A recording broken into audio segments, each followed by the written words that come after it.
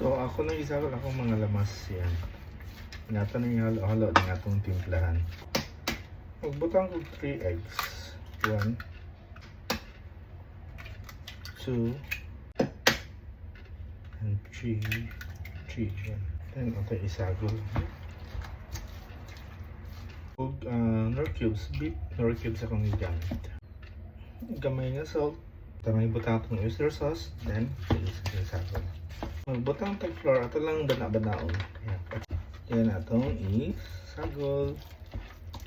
Wala pang mag-wait time iluto. Ako lang sana iparest and mag-study sa miss akong anak. Yan. At least ready na for luto. So ito ibutang sa ref. Huwag mo na siya after na ibutang sa fridge. Medyo firm na siya. So nilutahin mo ano mong bula-bula. Yan. Now ako na ilunod akong bula-bula. Yan. Bula-bula nga eggplant. Pero may meat na niya siya.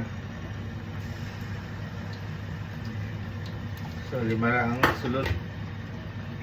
So, mga siya akong bula-bulang talong o eggplant. Yan, atong baligon. Yan. Uli lang. So, medyo float na ang atong bula-bula. So, luto na niya siya.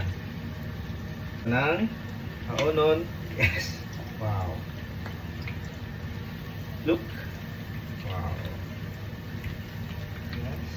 This one. And look. Okay. So, another batch. So, ito nang bali na itong second batch. Luto na itong second batch. Ito na haonon. Yan. Yan. Look so yummy. Bula-bula na eggplant or talong.